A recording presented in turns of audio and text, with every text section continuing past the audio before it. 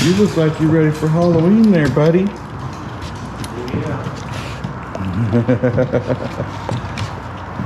How you doing, Josiah? What's up, guys? And this is Will. Hi, everybody. Will. Nice to meet you, my new best friend right there. All right, am I late again? No, you're on point. Our other guy's gonna be here in about 1 minute. He's walking down. Oh, So we're okay. sitting pretty. So Tony, you can climb in right up here on this side. You can use the windshield to step in. All right, I'm coming in. Right, you guys, we're here with Josiah Darr. I think probably said it's almost like a deja vu morning. A little bit. But it's nice out. Weather's starting to warm up. Right here we got Will and John. What's going on, guys? John. Lee, John. And we're gonna head out and see if there's some fish around. It's a beautiful morning. We still got some snow in the foothills around town, which is not normal, but it's not raining today, and it's been raining and miserable, and this has been the worst spring I've ever had as far as weather's concerned. And it is welcome to have a beautiful morning like today. This is great. yeah, it's been freezing cold. I mean, the fish runs are probably at least what, a month back maybe from usual, maybe 6 weeks. But today's gonna be beautiful, and we're gonna tear it up.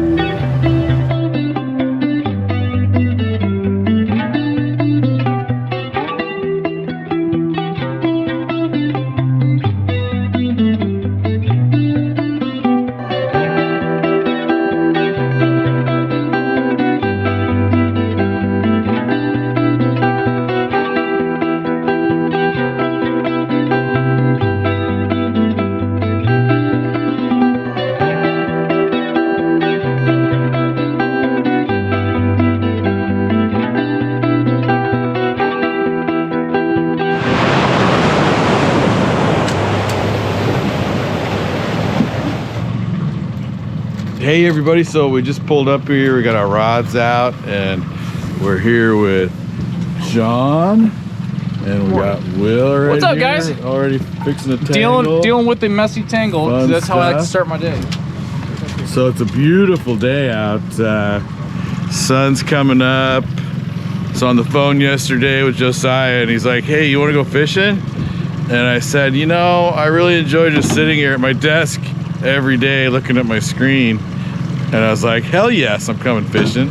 So here we are, and weather's been a little chilly this spring, but there should be some fish around. The temperatures are starting to warm up. It's gonna be 80 degrees later this week, if you can believe that. Anyway, if you live here, it's hard to believe. So here we go, we're gonna get some. Josiah grabbed some fresh baits yesterday. Where exactly did you have to go to get those? All the way up to Puget Sound. We went up to Harbor Herring. We got some more greens, and they're fantastic little baits, and they spin really well. I like the scales on them. And these ones are, went all the way up there. Drove all the way up to like 2.5 hours from my house one way yesterday to go get another case. So we'll see if, hopefully it pans out. They look really, really, really good in the package. I bought them from the guy that owns the company from his personal stash. So we'll see, it should work out.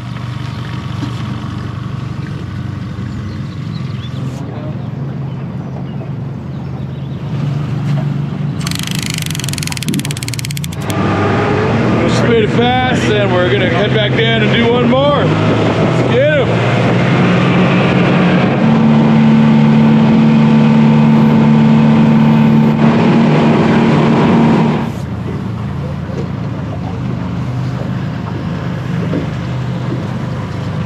So we just ran back down. We're making another pass, and we're using these super long rods. I don't know how long are your rods, Josiah? These are 10.6s. 10.6s. Yeah. And then Josiah has a set where we've got super light drags right now. So literally, you wouldn't want to set the hook. You just want to feed the drag to the fish. And then maybe when you pick the rod up, do you have people set the hook with the thumb it, or just I tell people to bite it? lift them up pretty stiff, but for the most part, honestly, the way they chew on them, these rods are really, really, really soft. So the way they chew on them, a lot of times with the springers, they'll bite them for a minute. There's absolutely no hurry. I had these rods made real specifically that are they're fiberglass instead of graphite. They're really slow action, so they chew on them. And a lot of times you'll see it pop, pop, pop, and they'll just kind of, it'll drag.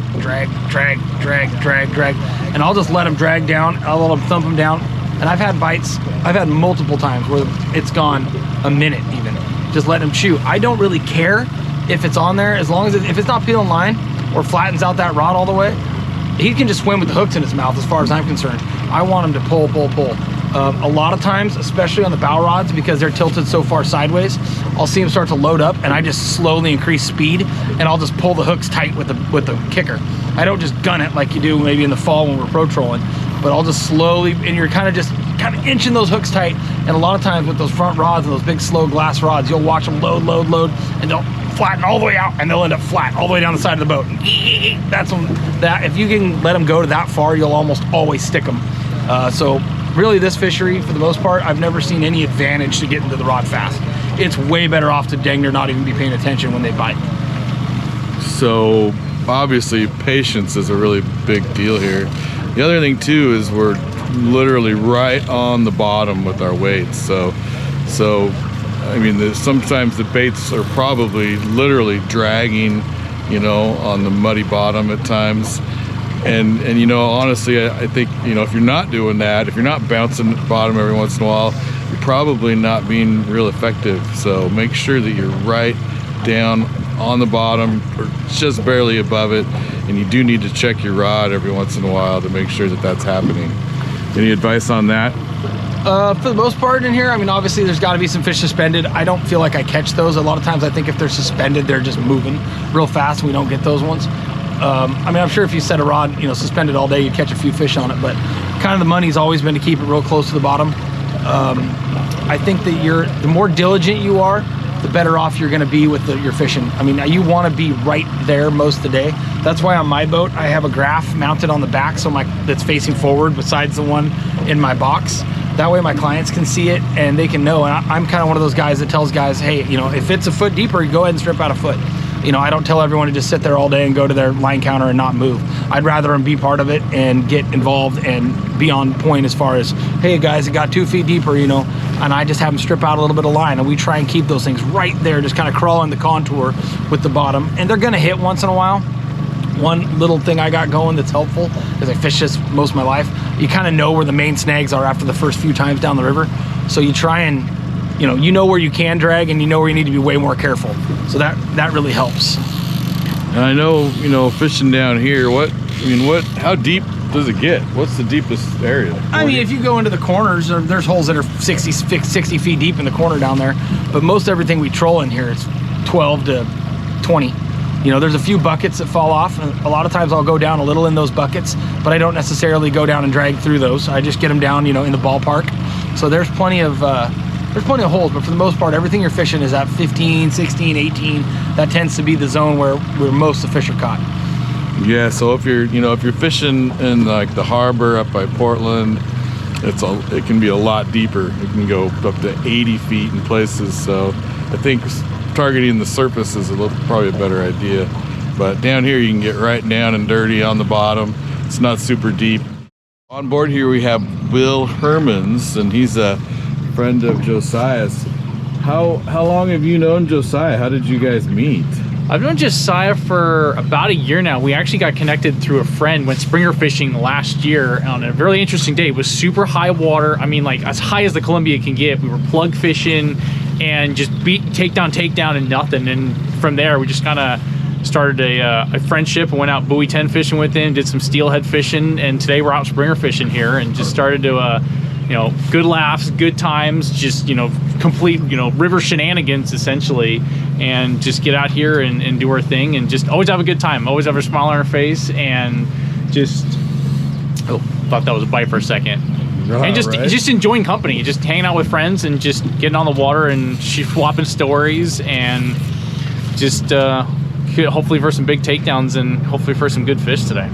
How would you rate Josiah on his technical skills?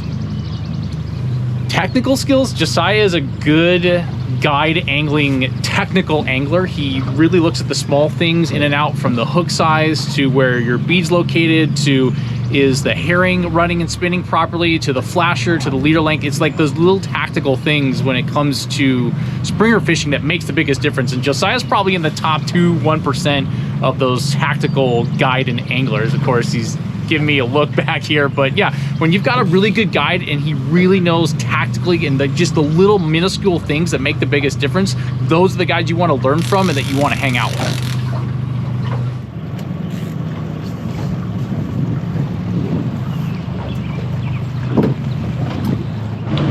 One thing that's kind of a trip, it's sort of something you notice when you're, especially when you're a fishing guide, right? So like this year, there's a lot of guys when the Columbia was open that were running down to Cathlamet because the fishing was better down there for a little while. And then later in the year, we're gonna have the Columbia close below Bonneville. You know, a whole bunch of us will go up above Bonneville and fish up there. You know, and guys get frustrated with all the guides moving and people moving around and this and that, and you know, concentrating on areas, but that's really not anyone's fault. What's happening is ODFW and Washington Fish and Wildlife are just moving the rules in such a way that it really does put us in a box. But what's the frustrating thing is, you know, you get all these locals that are frustrated that all of a sudden 100 people, you know, inundate their spot that's usually pretty sleepy. Well, it is what it is. I mean, right now, I've grown up in the Multnomah Channel my whole life, done this whole troll my whole life. There's at least a half a dozen, 20 boats out here, you know, 30 boats out here, and I bet half of them are from, you know, a long ways away from here. So, you know, people get frustrated when we go somewhere else, somebody else's area, and they get mad that we're there. You know what? It's the same thing in the channel. I get frustrated that there's guys here, but they were never here growing up. But you know what? I kind of put that all away a long time ago. Doesn't really bother. It's just what it is. It's no one's fault. You know, you can't really blame any of the fishing guides for traveling to go where they need to go, or really any of the regular fishermen too. I mean, it doesn't have to be fishing guides. It's just we do a little more traveling because it's our job. But for the most part, you know, we're just doing what we have to do to go fishing. You know, it's guys that love to fish and they're giving themselves an opportunity. So, you know, I guess I would just plead with guys not to get super frustrated when, you know, you have an extra couple boats in your area. I mean, there's nothing you can do about it. You know, it's not anyone's fault. It's really just the way the game works now. And, you know, it's just, it is what it is. There's no way around it. It's not our fault. It's not anyone's fault besides, you know, the fisheries. One thing that bothers me is we're sitting here putting each other in boxes because we have this, you know, low return or this or that, and they have to close areas or protect areas, but they won't do anything about the, you know, thousands and thousands and thousands of sea lions that are in the river. When all I think you're doing when you're really trying to limit our fishing is you're putting a band-aid on a broken leg. It's pretty stupid not to go actually to the source of the problems. Deal with predation way before anything else. And you know, our predation versus theirs isn't even a fraction. It's basically laughable that you'd think that these are smart people that haven't figured this out yet, that are, you know, if they really want to protect something, they need to make drastic changes and not just shuffle around where we get to fish and put us in little boxes. There has literally been, I don't know, thousands of seals and sea lions this year in the Columbia. A lot of it's because the smelt run was so big, but these numbers are just outrageous and they eat so much. I mean, yeah, they're cute, whatever, but you know, if you were a fish, they would not hesitate to eat you in 2 seconds. I haven't touched one.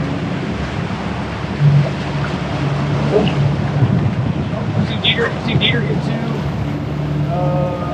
All the white, little wild, get one. Yeah, female fine. Saw Pop-Pop, saw Nick get one. Alright, I'm gonna run back up. I'm about to run back up.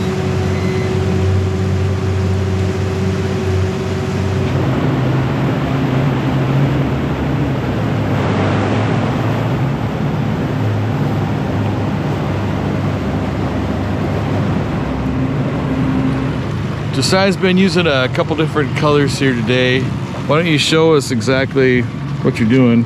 So these ones are blue. They have a little bit of that Procure bait bright in them, and it just makes them shine real nice. So I like, and you can do natural. You don't have to cure them, but I've always done these with a little bit of salt. So these ones are a pretty good one right here. These are green labels. They're a little big, so I cut them back just a tiny bit. I like them just a little smaller. So I go to the Chinook side of my plug cutter. Push them right up against the top. It makes it way more smooth cut, and it really helps if you have a super sharp knife. And because I want them to go a little, I'm going to cut just a little extra off. Cut it real smooth, get rid of the head. And I usually use my scissors and I pluck the guts out. Now the reason I pull the guts out is if you don't pull the guts out, they'll fall down the cavity. They'll fall down along his belly and they end up ripping the belly out of the fish. So we try and pick some of the guts out best you can. Sometimes they all, I don't care if they all come out, just try and get most of them. So that's how we do that one. And then I like to, and this isn't what everyone does, but I like to cut the tails off. I feel like I can get them to roll real nice if I cut their tails to a point. It seems like they don't have that as a kind of as an extra wing that makes them kick out wide. So the first way we'll do this one, there are two different ways to do it. The first one we're gonna do is, see there's a high side and a low side of the cut. The first one, we're gonna go on the high side. I'm gonna thread that back hook right through the high side. Be real careful when you pull it through. Try not to rip a bunch of scales off and try not to rip a great big hole out of them. And then I take that back hook and go about 3/4 of the way down the fish, and I pin it in its side just real lightly, right along the backbone. Make sure you pluck the scales off that hook point because you don't want that to get, you know, something in the way in there. You want that hook point exposed. And then I just go right over the top and spin it through the top of the fish. I go in on the high side of the backbone and out pretty much dead center. And when you put this one in the water, he's gonna spin a certain way. Now, I like to do two different ways because sometimes, you know, if I have, especially when I have 6 rods out, I don't like to have every single bait exactly the same. So these rotate a little different. So that's one way to do it. Do you wanna drop in the water, Tony, and show this one? Sure. Okay. So I'm gonna clip this on my leader real fast. And we'll just drop it down just a little bit.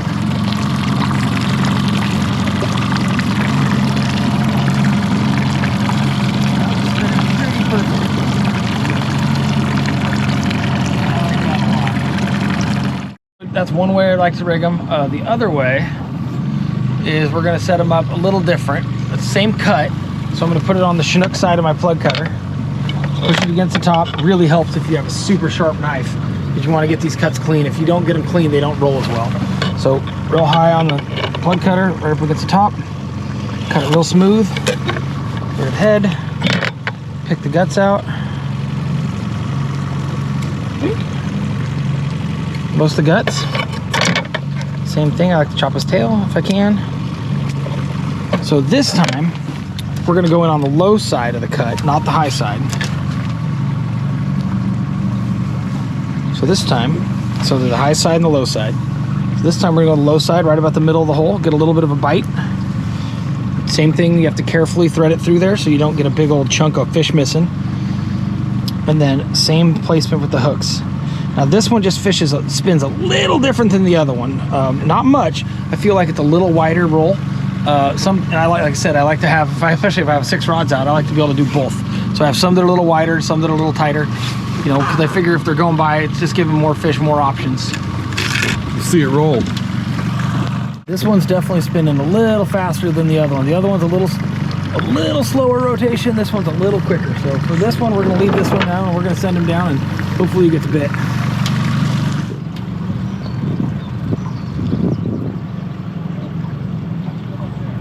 All right, we got a fish on, guys. Guy rods up, there we go. Nice. Get him up, guys, nice and smooth, John. Good job, guys.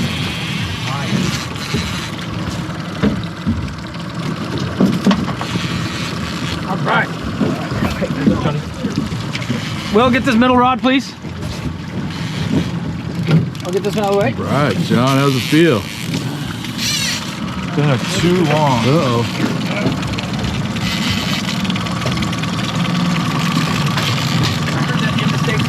Zip behind me.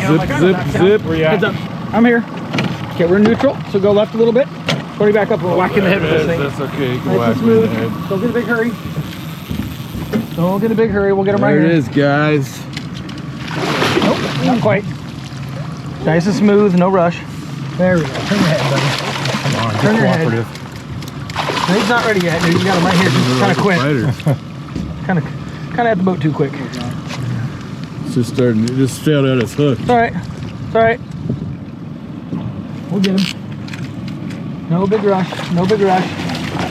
No big rush. All right, there it is. Good job. Sweet. Thank you, guys. Hey. Hey, high five, man, right here. Good job. Hold that handle, somebody, for just a second. Got it. Right, into the boat. Beautiful hatchery springer. Woohoo! Oh, God, that's good. Dude, nice Look at work. Yeah, it's working. Belly on that fish, huh? So we'll take this guy. Dude, nice job. Show you guys a Darr custom fish whacker, right? Hey, Oh, wow, look at that. Is it loaded? Oh yeah. 12-year. So pass it around. Hey, I believe that's a 12-year Eagle Rare. does the camera guy get a little bit of that? Yeah, sure, I'm down. I like that. That is a beauty. That's dead. What a gorgeous fish. Right there, right in the corner. Yeah, that's how you want them. About time. I was starting to feel a little snake bit. Sweet, you guys. That's awesome. I What a just heard that. I didn't beauty. even look back. I just heard rip, rip. I'm like, oh, I know that sound. Both hooks. Wow. Yeah, good I know job. that sound. I know what's happening back there. Here you go, Tony. Yeah. Get Line let's off get there, it. John. Here, look at That's what you're after right there, brother. Look at that purple lamity. Here you go, grab Here, him. get in that picture. hold him. Get in the photo. You hold him. You hold him? You hold him. A little higher. Bend it like this. Just a little bit. There you go. You gotta smile. More like belly. this. More belly. Roll his belly. More belly. There you go. Figured out. Hey. Oh, you guys are killing me. Right, fish. Dock is where you take pictures. Fish number 1 in the box. Sweet, guys. That's awesome.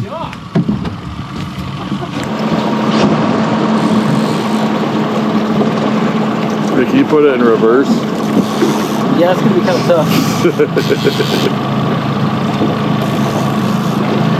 Alright, Feel the rod in front of you, I got okay? this part here.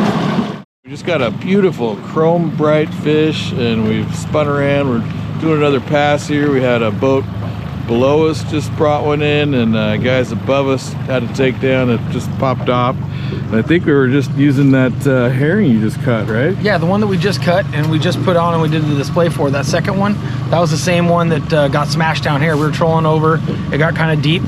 And it's one of those perfect scenarios where it's kind of a deep hole and I didn't bother to let it back down. I kind of left it probably, I don't know, 16, 17 feet down and we were probably in 22, 25 feet of water. And I know it wasn't near the bottom and it was the rod here behind me and all of a sudden I just heard it go rip, rip, rip. And I'm like, oh, I know that sound. And I looked back and sure enough, this rod was pinned in the back of the boat and John ran back and grabbed it and did a good job fighting it. And we got him probably, I don't know, 14, 15 pounder, nice, beautiful, perfect Willamette River Springer. So gorgeous fish. I figure that was right at high slack. So hopefully we're gonna get an outgo now for the rest of the day. Hopefully it kind of sucks some water out of here, gets a little current going and pins the fish a little bit more to the bottom and kind of grooves them out. You know, that tends to happen in here when it runs out a little harder. So I'm kind of looking forward to the next couple hours. I got a feeling there'll be another fish or two squirting by. And like I said, we just saw Jay Daly get one right behind us over here. He was off to the side a little ways. These guys right next to us on the other side just got smashed and missed one. So any minute now, we might run into another. We're just gonna keep grinding and you know, kind of keep doing the things you know how to do and just wait for another bite. That's kind of the thing with springers, right? Even if you do it right, you don't necessarily get them. So you just kind of keep waiting and doing what you know is right over and over again and try and get lucky. Right, fish on, guys. Woo! Guys, get him up. Yep. I literally Just hammered that I just let sucker. it down. All right, guys, get the other ones. Tony, help. I'm filming, man. We got fish I just on. felt the pop. Oh no, is he gone? Oh. Wow, we just lost one. Keep it going. Put the stuff back out, we're going. Oh, that was brutal. We just had one, the side rod. Will said something, side rod, full, rip, kind of hung for a second, buried, ripped off 3 feet of line. He waited just like he was supposed to, picked it up, grabbed it, boom, fish on, came up, shake, came right up to the surface, shook its head, boom, spit the hooks. Must have just not, maybe it had it in the lip, just a little bit of, you know, wasn't in there very far or something, but perfect textbook Springer bite, chewed for a second, and then just flattened the rod. Just unlucky, but whatever, I guess we'll keep grinding, but seeing just enough going on to keep, you know, keep humping away. I don't feel like we're, you know, out of the money. I've seen 2 fish caught and we missed one on that pass. You know, there's a few around. It's not crazy, but it's enough to keep hunting. But that could easily been our second one. That's just unfortunate. So whatever, we're gonna keep grinding and just keep working hard. One other thing that's kind of tricky right now that it wasn't part of the day earlier this morning, but is now. So now the wind's picked up. So, you know, I have a little windshield on my boat, but even without the windshield, we're trolling right into the teeth of this wind. And now we have the tide running out and the wind blowing the opposite direction. So you really got to stay on the throttle a little bit. What I like to do is kind of find a speed on my speedometer, on my graph, and I watch it real carefully and try and stay up with the speed. I think one thing, guys, I know I'm guilty of this myself. but like you really need to remember to stay on top of it. You're not just aimlessly trolling out here. You know, you need to get your speed right, and you get that speed right, your weight's real close to the bottom, and if you keep that speed maintained, you'll keep your stuff in the zone versus slowing down where your stuff lays down or is it spinning like it should be. You know, it's a really easy way to get tangled is if, you know, you slow down and let that current push your baits past your flashers. So you really got to stay on it, and you know, that's one thing with this wind. You just really got to work a little harder than normal. Also, if you get a little off kilter and the wind catches you, it tends to really kick you one way or the other. You know, whatever direction it kicks you, those rods tend to lay down on the bottom. Sometimes they get hung up, but they're definitely not fishing as well. So you just got to work a little harder when you get this kind of wind going. So it's just an extra aspect of, you know, trolling the channel, trolling anywhere really, but keeping your speed consistent and staying on it when it gets windy makes it a lot harder. So it's just an extra degree of difficulty, but you know, if you can grind it out, it's not too hard. The real key is to get a speed. You know, right now I'm going 2.4, 2.6, 2.8, just under 3 somewhere, and I'm trying to keep it right there. So every time I look down, you know, I might not say it all day, but I'm definitely watching that graph and intentionally trying to keep my speed just enough that seems to be, you know, keeping everything moving without anything getting tangled and without it laying down. All right, we're spinning it around. We're gonna make another pass right here. It was kind of blue sky this morning. We got a few clouds out now. A little bit breezy, but it's all doable. Except this guy, he gets to fight with the wind a little bit. A little bit more work when it gets windy. A lot harder to be successful, but that's okay. We're gonna do it anyway. Yes, we are.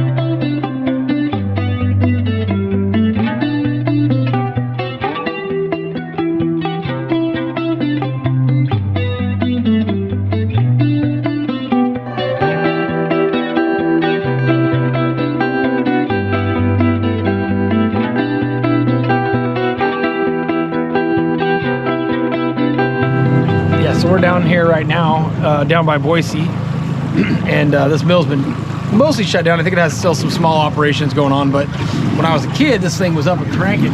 So all these pilings, when people wonder what all these pilings are that line the channel on both sides, kind of all over the place in here. When I was a kid, there were log rafts. These were all log rafts, and there was log rafts tied absolutely everywhere up and down the sides. It was a totally different thing. It's just all this water, all these pilings, man. They would just take all the logs, stow them up down here, and then, you know, eventually drag them over to the mill and, you know, do the work on them. But yeah, it was a totally different look back then. This was just miles and miles of log rafts. I always wonder if it was easier on the fish, because a lot of the places, you know, the fish could get away because we couldn't troll in there. We couldn't fish them or anything like that. These used to be just miles of wood, the whole bottom lower end of this channel, but it's a lot different now. You can get in there a little bit when the water gets really, really, really high, which it occasionally does. You'll see guys fishing in here, inside those pilings. The fish will sneak in there to get out of the current, but I don't really have those circumstances today. We're just kind of humping around trying to find another one. It's been a little bit of a slow afternoon, pretty standard springer fishing. You know, decent bite in the morning, and then you got to work for them the rest of the day. So hopefully we'll get lucky and bang one out here in the afternoon, because it's definitely dramatically died off since this morning. I really wish we'd have got that other one. We had it. Did a good job. We should have got that one, but whatever. We got what we got, so we're happy, and at least we got one dead. That's a good one. Anytime it's a springer and you got a dead one, you're feeling good. All right, so because I'm slightly turned because of the wind, it's kind of nice. My bow rod that's on the same side of the boat as my transducer, I can see the flasher and the weight a lot. So a lot of times, especially for fishing suspended, it really helps to know right where I am. But if I spin, I just turned a little, and that flasher and weight swung under the boat. So that's what this graph is picking up. You know, he's right there where he should be, but it's really nice to be able to see that once in a while, because you can really tell where your gear is. Make sure you're right, you know, right where you think you are, I guess. When you drive into Scappoose, there is a oversized candle. It's kind of a landmark. In fact, the developer was talking about tearing it down a few years ago. And so, unbeknownst to me, Josiah just told us that he has bought the house from the people that built the candle? Yeah, the people that they sold it to. So it was Brock's Candle Factory for years, and they owned it, and they built the house that I live in. They built that house a couple years ago, and then now they had sold it once, and we ended up with it. So I live in the house of the people that own the candle factory. So if you're driving Scappoose, through Scappoose, you can't miss it. It's right there on Highway 30 on the riverside of the road, and it's historic. It was almost going to get taken down, but it's still there. Hopefully it'll be there for, gosh, another 100 years. I don't know how long it's been there. It looks pretty solid. Yeah.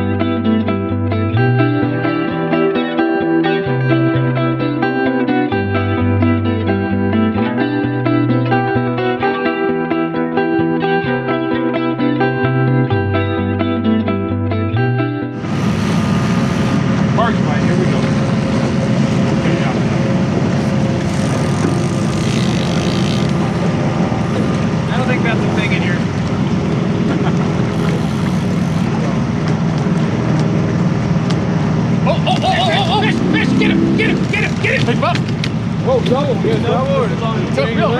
Will. Double? Nope. Got it.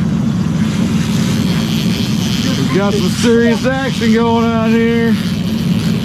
Come on, baby. Stay put. He's right here. Just like that. 100 miles an hour in Josiah's boat. Oh hell, it's a huge one. It's a huge Hey one. Tony, reel up some of the other rods. Just get I got this one up. That one's up. You get this one in the back. Well, I'm in neutral now, okay? I got you. He's Nice staying down. Just keep him there. You got it. You got it. Hey, right there, brother. Like, giant. It's all good. It's all good. Remember, the barge ride doesn't happen in this boat. Well, turn back one seat if you can, carefully. One step. Okay. One seat. One seat. Okay. Yep, right there. Just come around one more seat. I mean, Just going to the bottom. try and get the other one. You can. Oh, whatever. He's got some heat, doesn't it? I just adjusted the line just barely. Wow. Now he knows his stuff. This thing's like got some serious slight pull. Look at that. adjustment. It's What's like, going on here? I don't know. Sturgeon? I don't know, but real smooth. it's got some power to it. No, he. What's up, real smooth? It's gotta be a sturgeon.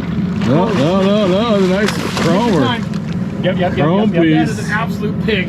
Woo, God, guys! please. Roll up. No, I mean like out of water if you can do it. Got it. That's a big fish. I don't want him to snag up. Yeah. I got you. It's hiding I'm under not the. touching any. I didn't touch anything. You're good, buddy. Yep. You just take a little kinda- line. Smooth, we're no rush. Yep, I got you. Yeah, it's just kind of hiding under the boat. Nice. You got it, Tony. You got it. We're gonna get that fish. Absolute chaos. Heck yeah. Absolute What do you chaos. think your gear speed time gets hooked funny? Something weird. Yeah, he's. I think it's big. I think I got 6 feet on the counter, so. Okay, we'll drill one crank. See what you can get. Okay, you ready? Nope. He's gonna go back down. Go up a little bit. Just a couple more and go away from me. Yeah, that's what I thought. Go straight down. There we go. That is an absolute pig. Come on, fish. Legs are right, you guys. Come on, fish. Afternoon bite. Try not to point it at it, brother. What's up? Try not to point it at it. There you go. Okay.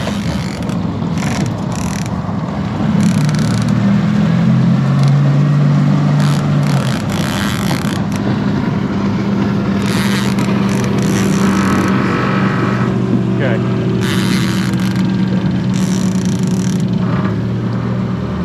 Come on, kid. It's just starting to get mad now. There you go. No pointy point. I got it. There you go. Don't screw the drag. You're fine. Just take your time. You jack out to 30 now. Can you set this on the other side for me? Take the whole thing out of our life.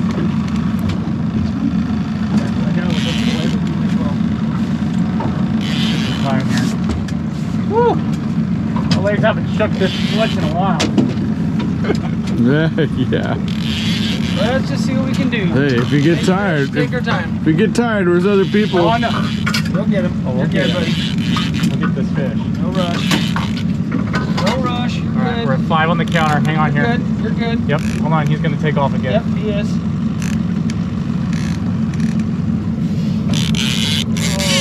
Whoa! Gigantic Springer. Holy moly! Oh my gosh. Is it a mass? Is Oh, it's it huge. Woo. It's nice? huge. First time it came up, all I saw was the tail. I thought it was a sturgeon, honestly. Well, I thought. Till the second time I saw it, I didn't quite believe what I I'm saw. not sure what's. Yeah. Okay, we're back to 9 on the counter here. Okay. Just don't get any extra pressure. Getting close. Everything you're doing, we got to. I don't care if we take 2 hours. No one around us. Yeah, no rush. Yep. Gotcha. Pull it this way. Okay, I'm gonna back up towards him. Yep. Back up real smooth. Okay. Don't get super grabby. Just go real smooth. We'll see if he does something dumb. Bring your gate. Turn your head. Nope. That wasn't on him. It's just big. Yeah, I got You you. didn't do anything wrong. Well, it's just. No, You didn't do anything wrong. You just can't okay, turn his head. we're back out. You ready? Yep, nice and smooth. Oh my goodness! Come here, baby. Turn up the fork. Got it! Oh my God, that's the biggest Springer I've seen in Gosh, years. you guys! Guys, Let's go! Awesome! That thing is giant. It's Oh wild my as shit, but it's Wow, that is a huge that is Springer. absolutely massive. Oh my gosh. That's what happens. That's one of the biggest ones I've ever seen. That's what happens when you got the biggest run of Hold that net smelt handle for ever. me. Oh my God. Wow. That is an absolute stud. You, come here. Oh my gosh! Well, I gotta get the camera down in there. Nick, get that. Oh my gosh. Here, get the rod out of here. Just go put it in the bow. Oh my goodness! That is a monster. Look at the. It's like a nickel. That's probably the biggest Springer I've ever seen. That's probably the biggest Springer I've ever seen. Yeah. Oh my gosh! It's got a fin the size of my hand, but Holy shnikes! let's go.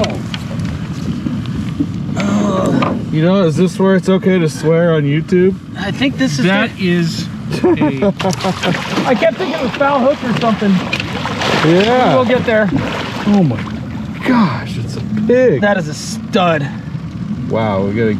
Yeah. Okay, so guys, we can't get him out of the water. You can't take him out of the water. Yeah. So More than we're let him gonna go. get the So all we're gonna camera do right is get in him right here. We'll go back here. up Gotta there. get the camera on that. Oh my goodness! Matt, go to the other side. I'm gonna get right here, Josiah. So as you let it Oh go, my God! Look at that side. I got, Look at the colors, guys. I got you in full view. Oh my God! What a fish. Can you got a still camera back there to get a shot as you? I'm gonna try to. Yeah. Okay, Will, I'm gonna lean right out here. So you pull it out. Get video, or you want me to get photo? I would get a still. Yeah, get a still because I got Hey the Matt, video. wait, right here. Look ready? at this thing. Oh Okay, my hold that net out a little more. gosh! I got the video. Turn it towards me a little more. Oh yeah! my God. God! Look at that fish. Holy moly! Guys, right down the side right here. Holy smokes. Oh. Look at that. Look at that. What a giant. Wow! Oh! Not done with that. Oh my gosh! I forgot. Wow. I forgot to hit record. Oh my God, that was a huge Springer. Wow, what a stud. Good job, Will. Awesome. A barge went by and I go, they're like, barge bite, and I go, that doesn't really work in the channel. It's way too freaking Oh my God. too shallow for that. Wham! Right behind the barge. Now that was the biggest. That was Chinook. big. That was the biggest Chinook of my life. That's the That biggest was bigger than Springer I've that was ever bigger than seen. 90% of full Chinook. That was a good one. I got he nailed me too. He was God, I'm like wet. That's a lot of tail. That thing moves a lot of water. That was. That was crazy. I like when I look at your face, I look up at you and you're just like, oh God, oh God. And that is why you should subscribe to STS right there. I'm standing at Fisherman's Marine and some guy with a hat on and a red-headed wife starts telling me to use a Sharpie on braid to drift fish with it. Next thing I know, a buddy of mine books this guy named Josiah and he doesn't fish the way we want to fish, and I proceeded to have the best day of winter steelheading ever, and we've been friends ever since. Here, here. What do you think of that, I'm gonna second Josiah? that with saying the other time he came with me, we also didn't go where he wanted to go, and we had the second best day he's ever had. Yep. Wow. Were those both 20 fish days? Probably. 20 fish days. 20 fish days. I got so tired of reeling in fish, I finished my beer before I pulled my rod out of the rod holder. So Wow, that's That's some good stuff, you guys. Not to mention, we just landed a huge Chinook. Oh my gosh. For a Springer, I don't even know how to explain it. Like, I was just talking to Monroe. I was just talking to Bill Monroe on the phone, and he goes, man, he goes, you think that fish was 40 inches long? And I said, oh yeah, all day. And he goes, bro, those are almost unheard of anymore. That's just the real deal. That is as good as they get. I mean, just talk about, obviously we're just trolling, we're not doing it. It's not like we're like targeting big fish. We're just trolling around out here, but that was a 1 in a zillion. And I've been doing this my entire life, and that was a pretty cool to get to see. I've seen 1 or 2 others that were in that world, but boy, that's for hundreds of them, you know? That's pretty special, and we got it all on camera. we are just finishing up here. Had an amazing day. It's absolutely beautiful weather. We got into, I think, we got a couple fish to the boat. One was massive, possibly the biggest Springer I've ever seen.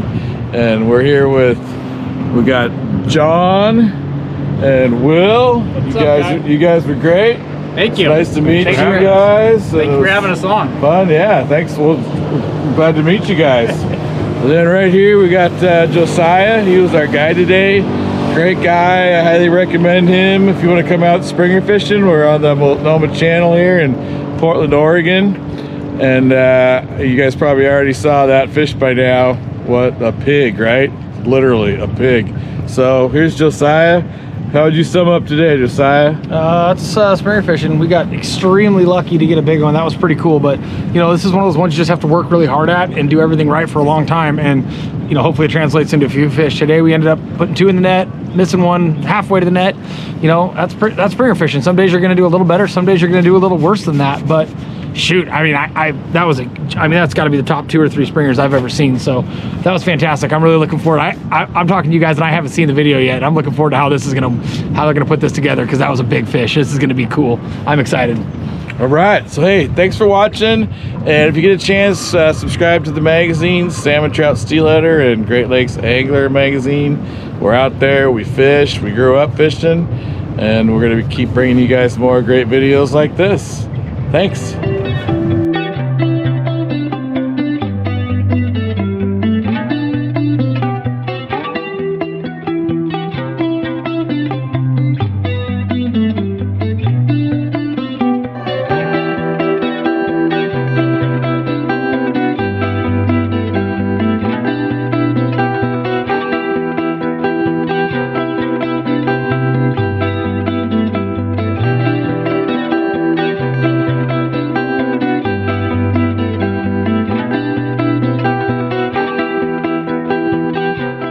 This is a absolutely gorgeous Springer. And we're gonna get him filleted up.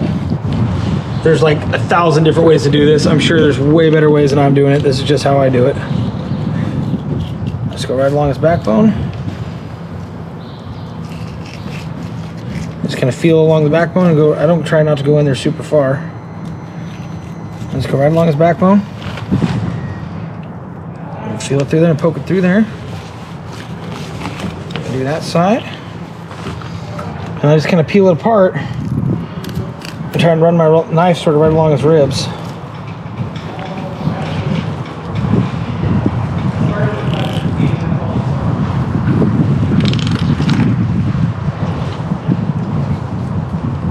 And we just kind of pick the meat off the bones, all nice like.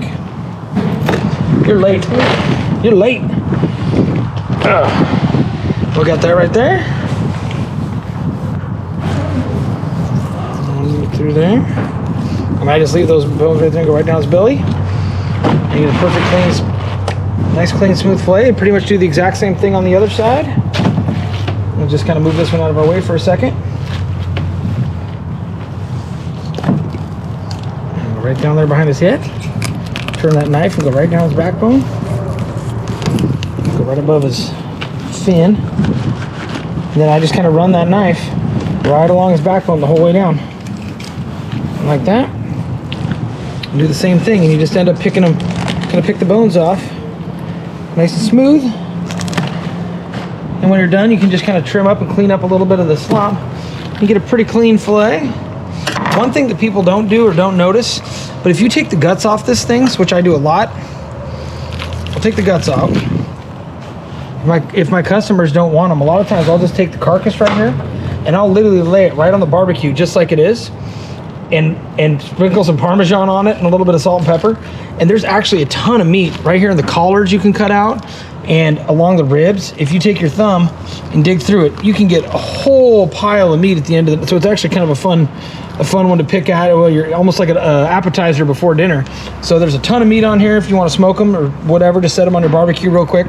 But you know, if I have clients that don't take them, I take them home a lot, because there's plenty of food for one person, and definitely enough for a couple, and definitely enough if you have a couple fish. So anyway, that's how we do it. And then just kind of clean them up, get them all pretty, and bag them up, send them home. Put them on the barbecue. You need those? Maybe. So this fish has what's called a coated wire tag in it, which is a little piece of steel wire with numbers unique to it that they put in at the hatchery. And then we have folks at most of the boat ramps every day that are checking for these to give us an idea when fish are returning and where they're from. So when I scan this yellow thing, is called a T-wand. It'll beep and show that there's a piece of wire in there. It's just a metal detector, really. But yeah, so I just end up taking the top of the head, make sure I put my gloves on so I don't cut myself.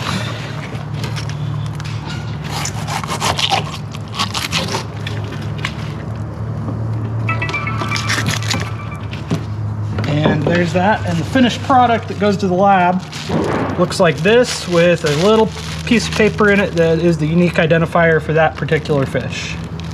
And if you have a card, I believe, and maybe I'm not right, but if you have a card, you can fill out your name and with your address, and they'll actually, and he'll hand it to me right now. Yep. They'll actually mail you that card, and it'll tell you what hatchery your fish is from, how old it is, anything else. Yep. Yeah, it'll tell us, yeah, pretty much the brood year, the hatchery that it's from, the date that it was released from that hatchery. Well, I say somebody fill it out, because I'm curious. Yeah.